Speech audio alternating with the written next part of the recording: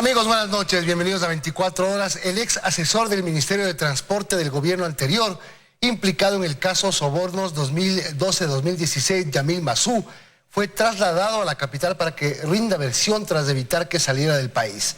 A Massou se le atribuyen 2 pagos por un total de $300.000 para una convención de Alianza País. Aquí empezamos.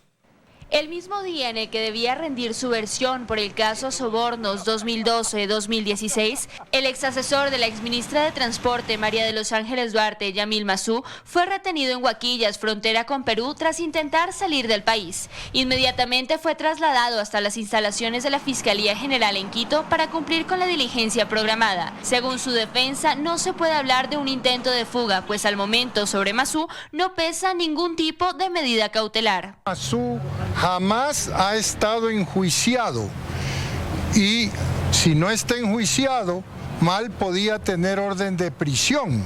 El señor es libre de ir donde le dé la gana. Esta era la tercera ocasión en la que la Fiscalía intentaba obtener su versión de los hechos. Massou figura dentro de los 3.148 archivos de la ex asistente de presidencia, Laura Terán, por 2 pagos de $160.000 cada uno para una convención de Alianza País en Guayaquil en noviembre de 2013. En su versión, tal como lo establece su abogado, lo negó. Que el hecho que usted anote en un Excel que le han dado $100.000 no la hace culpable de nada. Esa prueba está impugnada y 22 abogados le van a caer encima. Massou forma parte de la lista de 22 personas, entre las que se encuentra el expresidente Rafael Correa y el exvicepresidente Jorge Glass, de las que la Fiscalía asegura tener elementos de convicción suficientes para formular cargos el próximo miércoles 7 de agosto. Según información extraoficial, tras rendir su versión, Massou permanece en las instalaciones de la Fiscalía General. En Quito, Daniela Valencia, 24 horas. Frente a las exigencias de 2 jueces y un conjuez de la Corte Nacional que están siendo evaluados y que se negaron a levantar su sigilo bancario, uno de los miembros del Comité de Apoyo para la Evaluación reaccionó y recordó que las reglas fijadas son claras. Son los únicos de entre 36 que se negaron a levantar su sigilo bancario. Requerimiento voluntario que señaló el Consejo de la Judicatura dentro de la evaluación a los jueces y conjueces de la Corte Nacional. Los jueces Pablo Tinajero y Miguel Jurado y el conjuez Patricio Secaira se justifican en que al iniciar sus funciones presentaron ya declaraciones patrimoniales. No tenemos ningún problema en que nuevamente se vuelva a levantar el sigilo con una exigencia, que esto se haga extensivo a los señores miembros del Consejo de Judicatura, a los señores miembros de la Comisión de Expertos y de la Comisión de Evaluadores. El Consejo de la Judicatura no tiene competencia. Sobre esta exigencia reaccionó uno de los miembros del comité que apoya el proceso de evaluación. Aclara Víctor Granda Aguilar que no participarán de la controversia absurda que pretenden. Son los evaluados y las reglas las fija el Consejo de la Judicatura. Los jueces mostraron papeles de las declaraciones patrimoniales y a través de comunicación los hicieron llegar. Sin embargo, se trata únicamente de cartas y de las constancias, pues las declaraciones reposarían en Contraloría, pero ellos insisten en defender su postura. Ni tampoco tenemos nada que esconder. Y sobre si esto afecta a los criterios de evaluación, Víctor Granda responde: Eso queda para la interpretación de la opinión pública. Y recuerda que el Consejo de Participación Transitorio destituyó al anterior Consejo de la Judicatura por un argumento de que se cometieron irregularidades. Nosotros tendremos que analizarlos cuando se nos entregue. Y también las objeciones que los señores jueces y conjueces hagan, pero no en ruedas de prensa. Además, según los jueces, no fueron notificados correctamente, pues no existiría un oficio formal enviado a todos y cada uno de ellos. A los jueces les indigna que solo fue la presidenta de la Corte quien recibió el oficio solicitándole informar a todos los jueces y conjueces el requerimiento. Como si la señora presidente de la Corte tuviera esas competencias para ser notificadora del Consejo de la Judicatura. Es la mayor autoridad de la función judicial. Sin embargo, a los 27 jueces que sí levantaron su sigilo, esto no les importó. Ellos, tras sus exigencias, se retiraron sin contestar requerimientos, pues no aceptaron preguntas de los medios. En Quito, María Gracia Acosta, 24 horas. Y precisamente los 3 jueces nacionales que se negaron a la revisión de sus cuentas bancarias aparecen en el informe final de la Mesa por la Verdad y Justicia, en el que se detallan casos de uso de la justicia como herramienta de persecución durante el gobierno de Rafael Correa. El informe final de la Mesa de Justicia señaló en 2018 a 490 jueces y fiscales que estarían inmersos en el sistema de persecución judicial montado por el gobierno de Rafael Correa durante los 10 años de mandato. Y en esta lista destacan nombres de 14 jueces nacionales. El titular de la Mesa de Justicia recuerda los nombres de los 3 jueces que, según denuncia el Consejo de la Judicatura, se habrían negado a autorizar el levantamiento del sigilo de sus cuentas. Los 3 han sido mencionados en el informe. Precisamente debido a su falta de transparencia en los procesos judiciales que se constituyeron, diríamos así, como herramientas de la persecución política en el país. El caso del juez Pablo Tinajero, con 4 menciones en el informe. Entre ellas, el caso Tasky, que involucra al opositor del gobierno de Correa, Óscar Ayerbe, y a un jefe de Interpol, que participó de la captura de Jorge Glass Viejo. Con 7 menciones en el informe también está Patricio Secaira. Por sus manos también pasó el caso Tasky y el caso Roura, que tenía que ver con un opositor al gobierno. Es un caso de derechos humanos. No obstante, el más visible, no solo por la cantidad de menciones y denuncias en el informe, sino por los casos que pasaron por sus manos, es el juez nacional Miguel Jurado Favara. Tiene 20 menciones. En sus manos estuvieron varios casos relacionados a la rebelión del 30S, el caso de Fidel Araujo, del coronel Rolando Tapia, de la Central Radio Patrulla y de Ecuador TV. Nosotros exigimos que en este proceso de evaluación sea considerado como una causal urgente para la remoción definitiva de estos funcionarios que lamentablemente no quieren transparentar la labor de la justicia ecuatoriana. Casos cuyos fallos han merecido cuestionamientos y denuncias por ser ejemplos emblemáticos del uso de la justicia como herramienta de persecución del correísmo. En Quito, Fausto Yepes, 24 horas. Reformar el reglamento interno para sancionar a los asambleístas que no acuden a las sesiones del Pleno y de las comisiones legislativas es una posibilidad al interior del CAL, el Consejo de Administración Legislativa. El tema pone a debatir a los legisladores. La paralización en 2 comisiones legislativas continúa y eso pone al CAL a analizar la situación. Las sanciones son una opción. Si el pueblo nos paga un sueldo, tenemos que estar puntuales en nuestras responsabilidades. Amén de las discrepancias políticas, primero está el país, pues. Litardo también considera que se puede sancionar a los asambleístas que no asisten a las sesiones. Sí, es que es pertinente hacer un cambio de reglamento para poder sancionar, ya que en este momento hay una interpretación en la cual cuando no hay quórum no se sanciona a los asambleístas que no asisten a estas sesiones. Los problemas internos no quiere decir entonces que van a modificar un reglamento, se van a inventar artículos que no están en la ley orgánica de la función legislativa. Pero antes el CAL debe analizar los informes de las comisiones sobre las asistencias de los asambleístas y empezar un diálogo. Que realmente no resulta después de un diálogo sincero, abierto, entonces tendremos que proceder con algún tipo de reforma. El cambio en el reglamento podría servir incluso para sancionar a los legisladores que no asisten a las sesiones del Pleno o que dejan las sesiones sin quórum, como por ejemplo el día de ayer en la sesión del segundo debate al Código Integral Penal. Faltó la mayoría de AP y los correístas no quisieron registrarse, por eso hay quienes apoyan las sanciones. Si es que se tiene que sancionar a los asambleístas que no vienen, que no dan quórum, pues nosotros vamos a estar siempre de acuerdo con eso. Tenemos que ser mucho más firmes en el tema del control de asistencias, en el control de la permanencia en el debate. Dentro de las 691 votaciones que se han realizado en el Pleno, estos son los legisladores que menos han participado en las votaciones. Estoy siempre aquí y estoy siempre haciendo política y estoy siempre produciendo, pero no necesariamente tengo que estar de acuerdo con las cosas que se están votando. Pero además, esta falta de quórum e inasistencia en el Pleno también deja en evidencia una frágil mayoría legislativa. En Quito, Andrea Samaniego, 24 horas. Atención, la Corte Constitucional dictaminó que la vía para eliminar el Consejo de Participación Ciudadana es la reforma parcial a la Constitución. Fue la propuesta del movimiento Ahora, que tuvo una respuesta positiva de los 9 jueces constitucionales. Ahora los solicitantes deberán respaldar su propuesta con las firmas de al menos el 1% de ciudadanos inscritos en el registro electoral. La iniciativa se tramitará en el legislativo y en caso de ser aprobada se convocará a referendo. El presidente de la República se reunió con su gabinete en Bahía de Caracas, en Manabí. Ahí aseguró los avances en la remodelación y construcción de hospitales.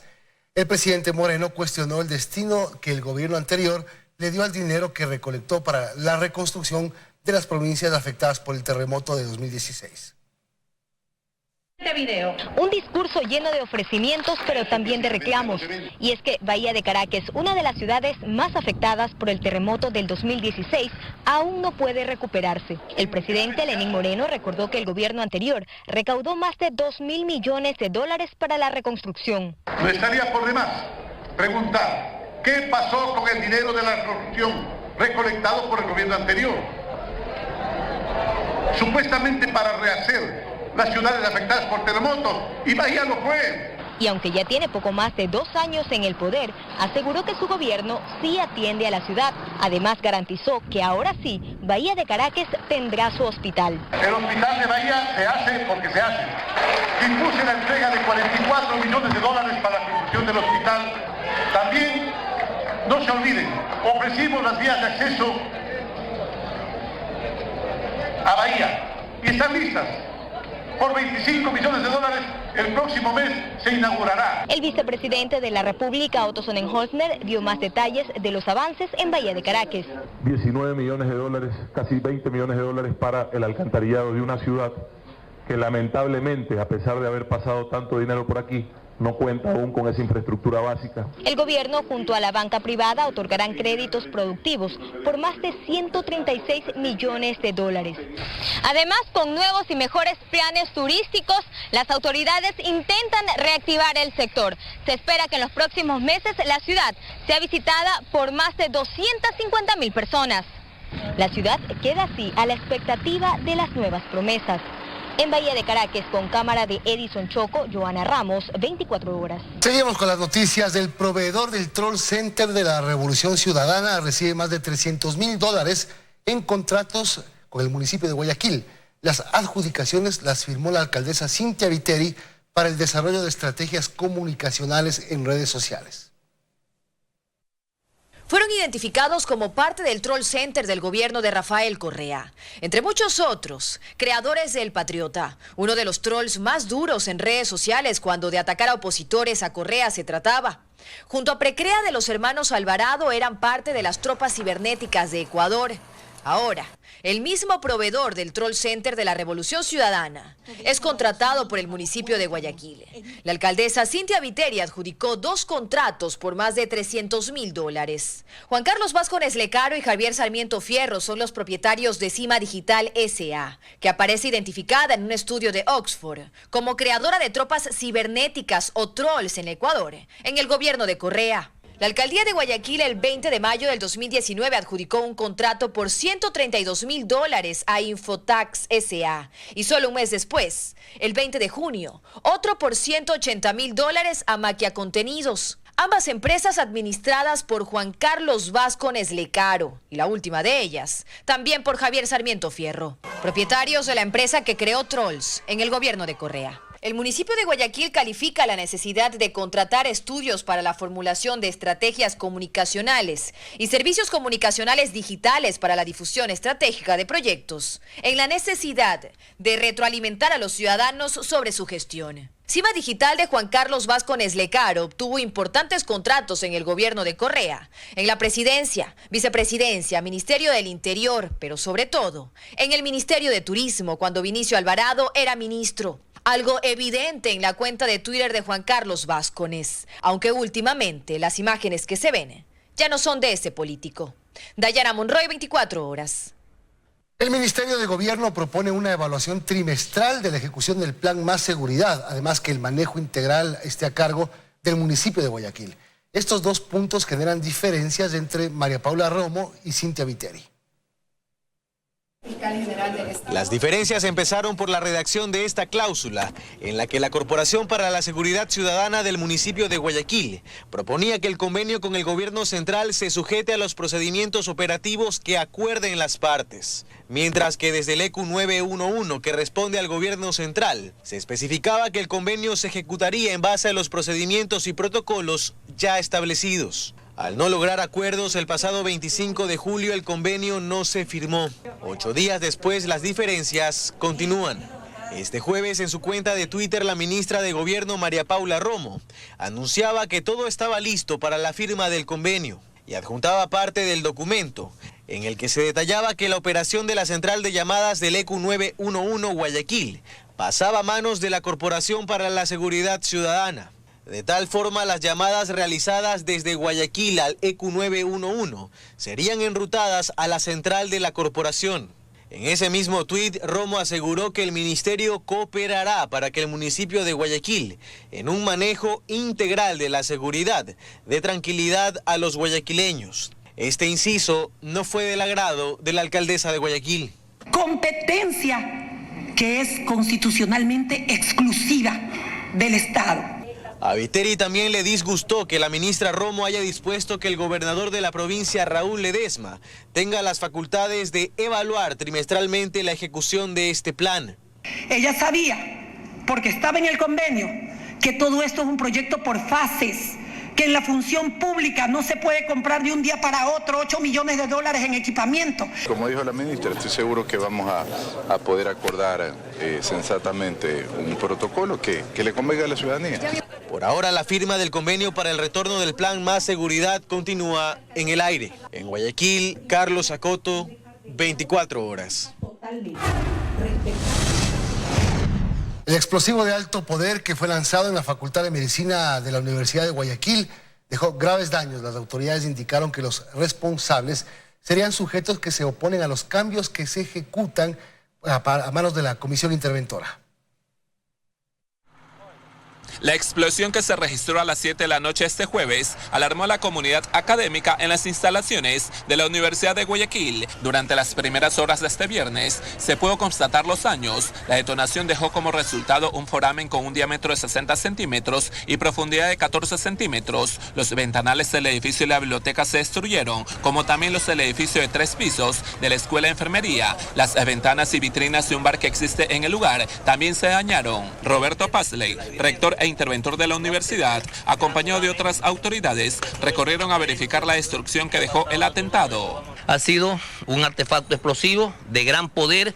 Esta es la quinta detonación que es este año. Pazley mencionó que los eventos son atentados terroristas por parte de sujetos que se oponen a la intervención y a los cambios que se han dado. Protestamos enérgicamente por estos grupos delictivos enquistados en la universidad. La detonación del artefacto provocó la destrucción de la parte baja de la pared de la biblioteca de la Facultad de Medicina. La onda expansiva alcanzó a destruir computadoras, televisores, pupitres, lámparas, incluso también alcanzó varios vitrales de este lugar. Tras realizar labores de investigación, las autoridades anunciaron que únicamente hay daños materiales, no hay víctimas que lamentar. Personal de la universidad retiraron los vidrios de las ventanas destruidas. Además, se informó que las clases se reanudaron. Paul Tutibén, 24 horas.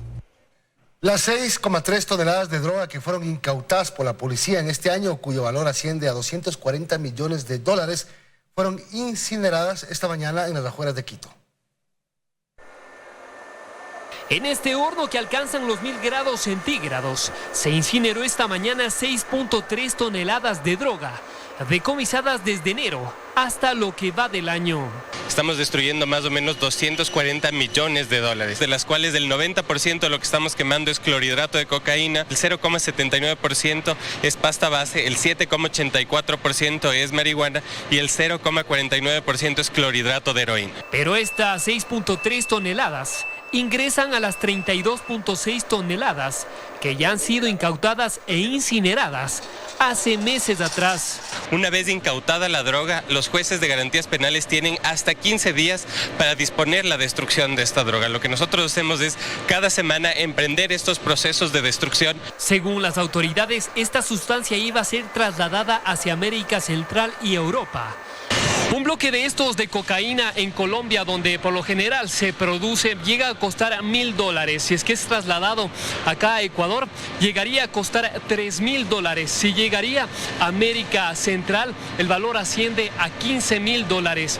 Y si llega hasta Europa, el valor asciende hasta $30.000. El Ecuador no es un país productor y al no ser un país productor es el segundo país en América Latina que incauta más droga. En el 2018, la Policía Nacional incautó aproximadamente 100 toneladas de droga, logrando así también la detención de 10.000 ciudadanos relacionados al narcotráfico.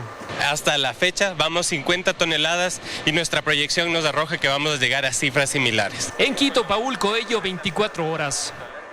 Más de 5.000 armas y municiones fueron destruidas por el Comando Conjunto de las Fuerzas Armadas. La mayoría había sido incautada en operativos a escala nacional.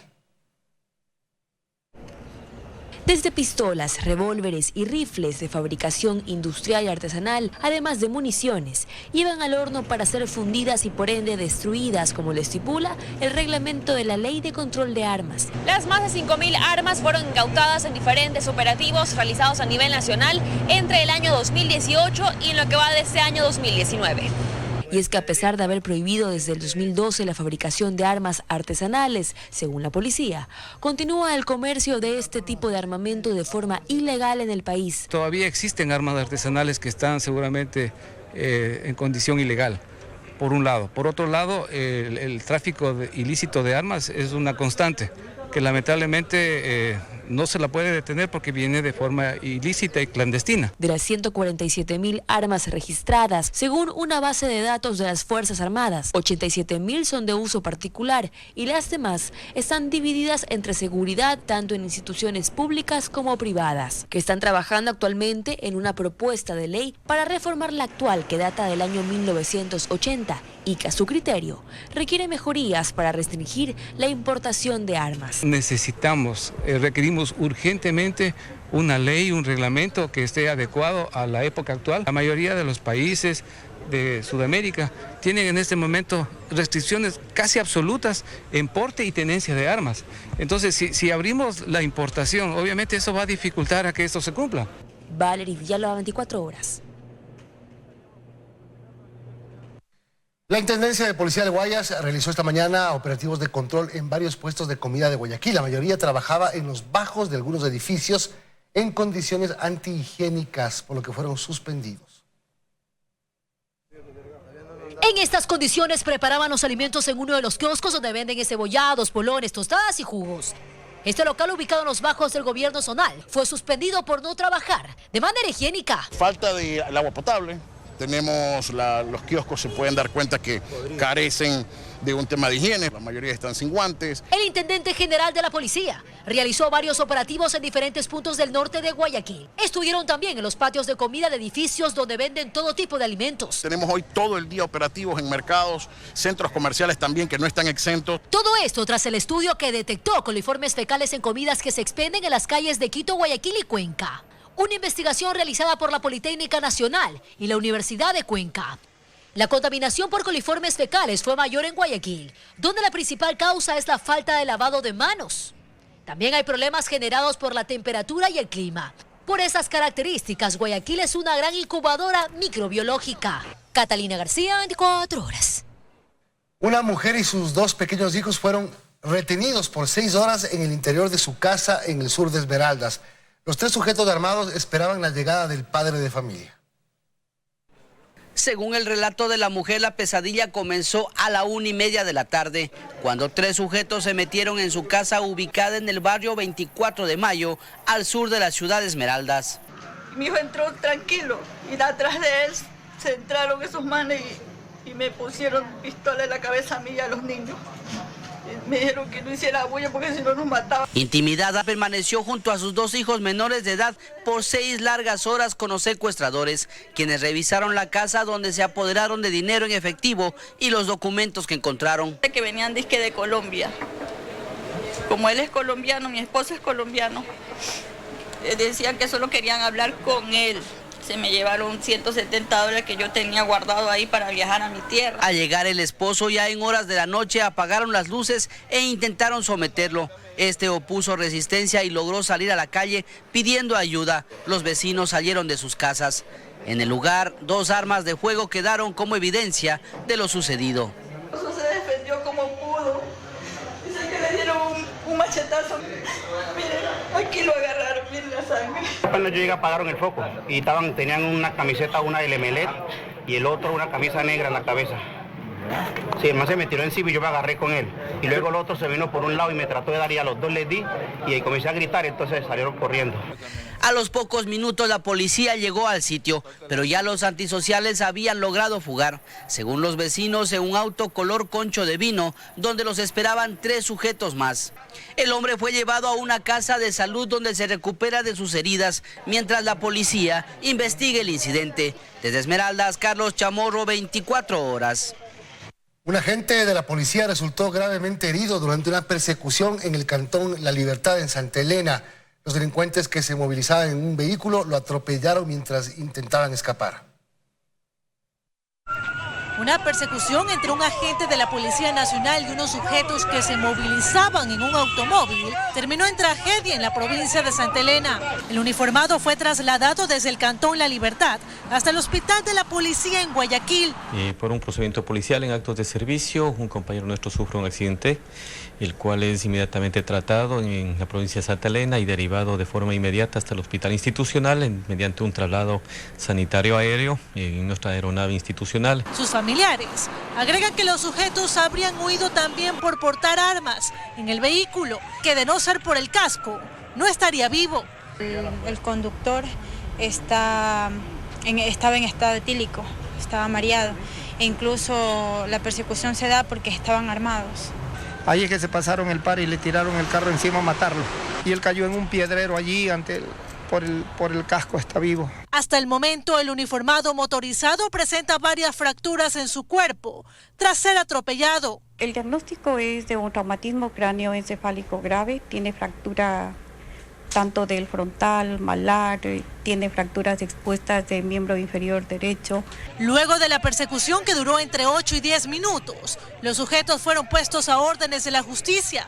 Entre los detenidos hay una mujer y 3 hombres. Sin embargo, uno de ellos también fue trasladado a una casa de salud tras el impacto. María Verónica Henk, 24 horas.